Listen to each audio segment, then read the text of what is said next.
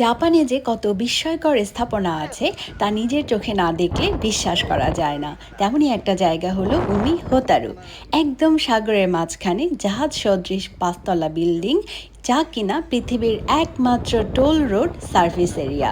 এটি জাপানের কানাগাওয়া এবং চিবা প্রিফেকচারের সংযোগকারী টোকিও বে অ্যাকুয়ালাইন এক্সপ্রেসওয়ের সেন্টারে অবস্থিত। তো এই বিস্ময়কর স্থাপনা উমি হোতারু এবং চিবা কিসারাজু প্রিমিয়াম আউটলেটে আমার এক্সপিরিয়েন্স কেমন ছিল দেখতে সাথেই থাকুন। এই পুরো সংযোগকারী রাস্তাটা সমুদ্রের পানির নিচে প্রায় 9.5 কিলোমিটারের মতো টানেল, আর সমুদ্রের পানির উপরে 4.5 কিলোমিটারের মতো। ভাবা যায় সমুদ্রের মাঝখানে এরকম টানেল আর এই রকমের একটা রেস্টিং এরিয়া। তো এই পাঁচতলা বিল্ডিংটার তো কেমন জাহাজের মতো লাগে না? ড্রোন ভিউ আপনাদেরকে দেখালাম। তো এই বিল্ডিংটার প্রথম 3টা ফ্লোরই হচ্ছে পার্কিং এরিয়া, আর 4 এবং 5 নম্বর ফ্লোরে আছে restaurant, food court, cafe, souvenir shop আর অবজারভেশন ডেস্ক। মানে ঘোরার জন্য একটা ফুল প্যাকেজ। যেহেতু সমুদ্রের মাঝখানে তাই বাতাস অনেক বেশি। আমার তো জাস্ট মনে হচ্ছিল আমি পড়েই যাব এই বাতাসে। প্রত্যেকটা সাইড এটার এত সুন্দর, আকাশ একদম ক্লিয়ার থাকলে মাউন্ট ফুজিও দেখা দিতে পারে। দূর থেকে আপনি টোকিও, ইয়োকোহামা সবই দেখতে পারবেন। আর তাই শুধুমাত্র জার্নি করার ফাঁকে রেস্ট নেওয়ার জায়গা নয়, বরং এই জায়গাকে দেখার উদ্দেশ্য করেই এখানে একবার আসা উচিত সবার।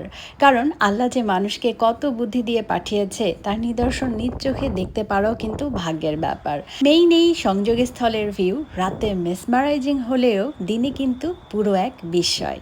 এখানে এক জাপানিজ কাপলকে টাইটানিক পোজে ছবি তুলতে দেখে আমারও খুব শখ হলো যে এখানে আমি ছবি তুলব।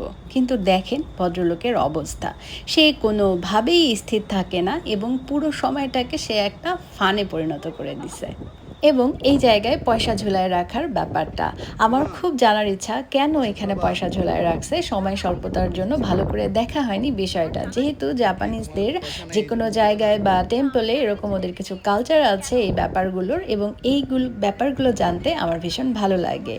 আর এই যে জিনিসটা দেখছেন এটা হচ্ছে সেই বিশাল কাটার মেশিনের একটা অংশ, যেটা দিয়ে কিনা টানেল বানানোর জন্য সমুদ্রের নিচে সুড়ঙ্গ করা হয়েছিল।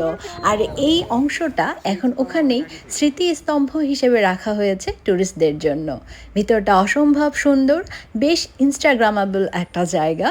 এখানে ছবি ভিডিও এত সুন্দর আসে। আর এই যে দেখেন এগুলো কিন্তু রোপ ওয়ার্ক, এত নিখুঁতভাবে করা হয়েছিল এগুলো। আর আমাদের ভিডিও, দুইজনের ছবি, এগুলো না সব ওখানে এক ইন্ডিয়ান লোক আমাদেরকে করে দিয়েছে। এবং ওখানে ঘুরতে গিয়ে আমরা দেখলাম এখানে অনেক বিদেশি। যাই হোক, দেন ওখান থেকে আমরা গেলাম চিবা কিসারাজু প্রিমিয়াম আউটলেটে।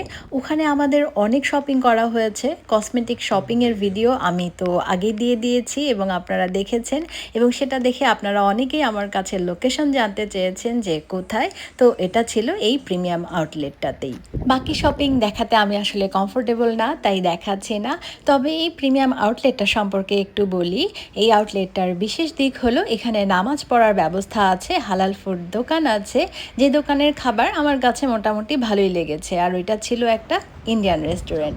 তবে পুরো আউটলেটটা ঘুরে আমার খুব একটা ভালো লাগেনি, কারণ অন্যান্য আউটলেটের থেকে এখানে সেল আমার কাছে একটু কম মনে হয়েছে।